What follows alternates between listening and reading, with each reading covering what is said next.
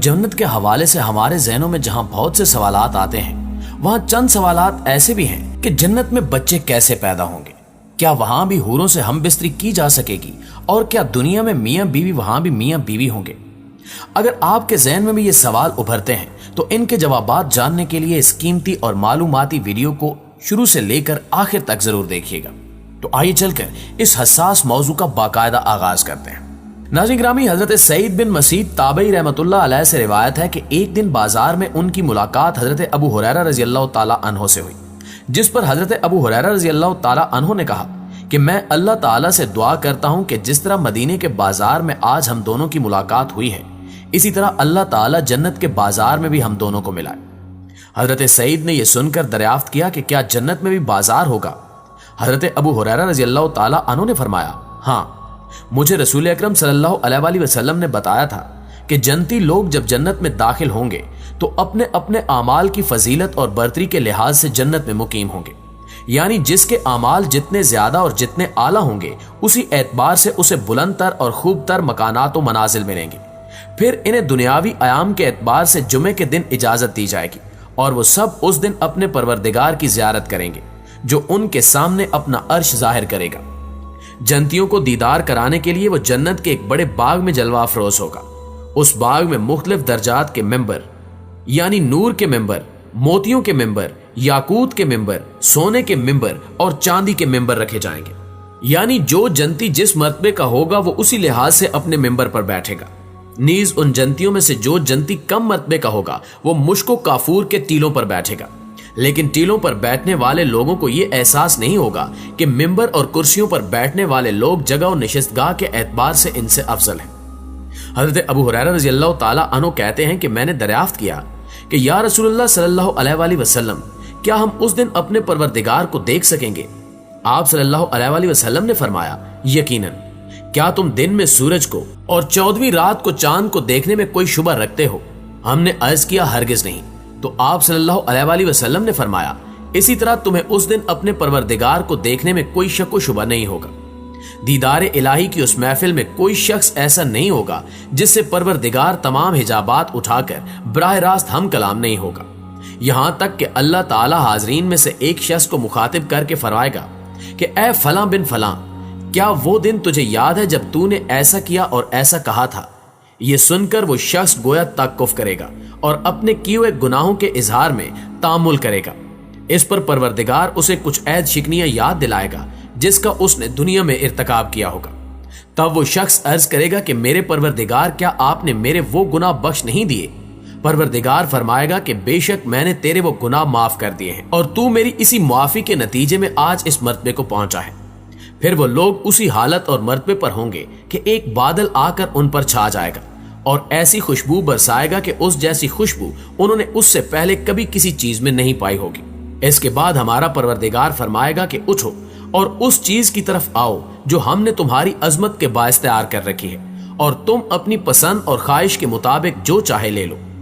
یہ سن کر حضرت محمد صلی اللہ علیہ وآلہ وسلم نے فرمایا کہ جنتی لوگ اس بازار میں پہنچیں گے جسے فرشتے گھیرے ہوئے ہوں گے۔ اس بازار میں ایسی ایسی چیزیں موجود ہوں گی کہ نہ کسی آنکھ نے دیکھی ہوں گی اور نہ کسی کان نے سنی ہوں گی اور نہ کسی دل میں ایسا تصور آیا ہوگا۔ پھر اس بازار میں سے اٹھا اٹھا کر ہمیں وہ چیزیں دی جائیں گی جن کی ہم خواہش کریں گے، حالانکہ اس بازار میں خرید و فروخت جیسا کوئی معاملہ نہیں ہوگا۔ نیز اس بازار میں تمام جنتی آپس میں ایک دوسرے سے ملاقات کریں گے۔ دوستو، حضرت ابو ہریرہ رضی اللہ تعالی عنہ مزید فرماتے ہیں کہ نبی کریم صلی اللہ علیہ وآلہ وسلم نے فرمایا کہ ایک بلند مرتبہ شخص دوسرے نسبتاً کم درجے شخص کی طرف متوجہ ہوگا اور اس سے ملاقات کرے گا، لیکن جنتیوں میں یہ احساس نہیں ہوگا کہ کوئی معمولی اور ذلیل خیال کیا جائے۔ بہرحال اس بلند مرتبہ شخص کو کم مرتبے کے شخص کا لباس پسند نہیں آئے گا۔ ابھی ان دونوں کا سلسلہ گفتگو ختم بھی نہ ہو پائے گا کہ یک یک وہ بلند مرتبہ شخص محسوس کرے گا کہ میرے مخاطب کا لباس تو مجھ سے بھی بہتر ہے۔ ایسا اس لیے ہوگا کہ جنت میں کسی شخص کو غمگین ہونے کا موقع نہیں دیا جائے گا۔ پھر نبی کریم صلی اللہ علیہ وآلہ وسلم نے فرمایا کہ اس کے بعد ہم سب جنتی اپنے اپنے محلات اور مکانوں کی طرف واپس ہوں گے اور وہاں ہماری بیویاں ہم سے ملیں گی تو مرحبا اور خوش آمدید کہہ کر ہمارا استقبال کریں گی۔ ہر عورت اپنے شوہر یا مرد سے کہے گی کہ تم اس حال میں واپس آئے ہو کہ اس وقت تمہارا حسن و جمال اس حسن و جمال سے کہیں زیادہ ہے جو ہمارے پاس سے جاتے وقت تمہارا تھا، تو ہم اپنی بیویوں سے کہیں گے کہ آج ہمیں اپنے پروردگار کے ساتھ بیٹھنے کی عزت حاصل ہوئی ہے جو جسم و بدن اور حسن و جمال کی ہر کمی کو پورا کرنے والا ہے۔ ناظرین گرامی، اسلامی کتب اور روایات میں آتا ہے کہ نیک عورت اگر شادی شدہ ہے تو جنت میں اپنے جنتی شوہر کے ساتھ رہے گی اور شوہر کو ملنے والی حوروں کی سردار ہوگی، اور اللہ تعالیٰ اس عورت کو ان سب سے حسین و جمیل بنائیں گے اور وہ میاں بیوی آپس میں ٹوٹ کر محبت کرنے والے ہوں گے، اور اللہ تعالیٰ نے اپنے مومن بندوں کے لیے جنت بطور انعام بنائی ہے جس میں ہر لمحہ لذت کے حصول کے اسباب نعمت کے طور پر مہیا کیے گئے ہیں۔ من جملہ نعمتوں میں ایک نعمت ازدواج اور حوروں کا عطا فرمانا ہے جو جنتی کی شہوانی تسکین کا ذریعہ ہے، تاہم جنتیوں کو جنت میں گناہوں کی خواہش نہ ہوگی اور نہ ہی منفی خیالات انہیں دامنگیر ہوں گے، بلکہ پاکیزہ جذبات اور خواہشات ہوں گی اور ان کے حصول کے حلال راستے دستیاب ہوں گے۔ مذکورہ سب باتیں قرآن و حدیث سے ثابت ہیں۔ جنت میں انسان جو چاہے گا اسے وہ ملے گا۔ اگر اولاد کی خواہش ہوگی تو اولاد بھی ہو جائے گی، لیکن دنیاوی اولاد کی طرح ان کا حکم نہیں ہوگا۔ ایک حدیث شریف میں آپ صلی اللہ علیہ وآلہ وسلم نے فرمایا کہ اگر بالفرض کوئی مسلمان جنت میں اولاد کا خواہش مند ہوگا تو اس کی خواہش اس طرح پوری کی جائے گی کہ بچے کا حمل قرار پانا، اس کا پیدا ہونا، اس کا انتہائی عمر یعنی 30 سال کی عمر تک پہنچنا، سب کچھ ایک ساتھ میں عمل پذیر ہو جائے گا۔ ایک جگہ آتا ہے کہ جنت میں مرد عورت جماع بھی کریں گے مگر ان کی منی نہیں نکلے گی، منی کی جگہ مشک و عنبر کی طرح پسینہ نکلے گا، اس سے جنابت نکل جائے گی اور اسی پسینے سے حمل بھی ٹھہر جائے گا، یوں جنت میں اولاد پیدا ہوگی۔ دوستو، جنت میں داخلے کا پہلا منظر، پہلی صبح اور پہلی رات جتنی حسین اور مسرور کن ہوگی اس کا آپ تصور بھی نہیں کر سکتے۔ ذرا سوچئے، پھولوں سے بھری وادی جہاں جھرنے اور دودھ کی نہریں بہ رہی ہوں گی، جس کے پھل خودکار طریقے سے آپ کے منہ تک آن پہنچیں گے، جو ذائقہ ایک بار چکھیں گے وہ دوبارہ چکھنا نصیب نہیں ہوگا۔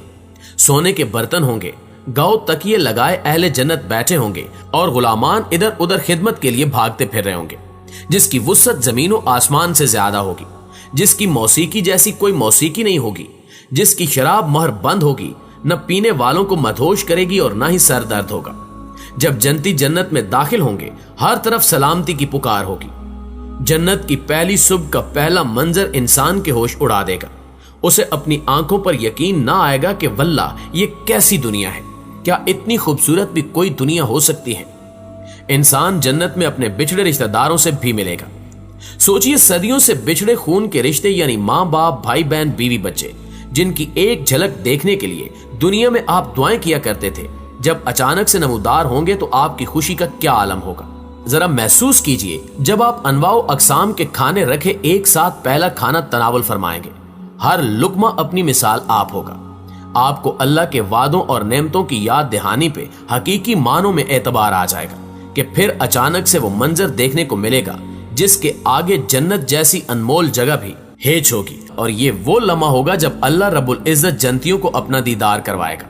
اس لمحے کی لذت اور خوبصورتی کے آگے سب خوبصورتیاں اور سب منظر مان پڑ جائیں گے۔ دعا ہے کہ یہ دیدار اللہ ہر مومن کو نصیب کرے اور اللہ اس منظر سے کسی صاحب ایمان کو محروم نہ کرے۔ آمین ثم آمین۔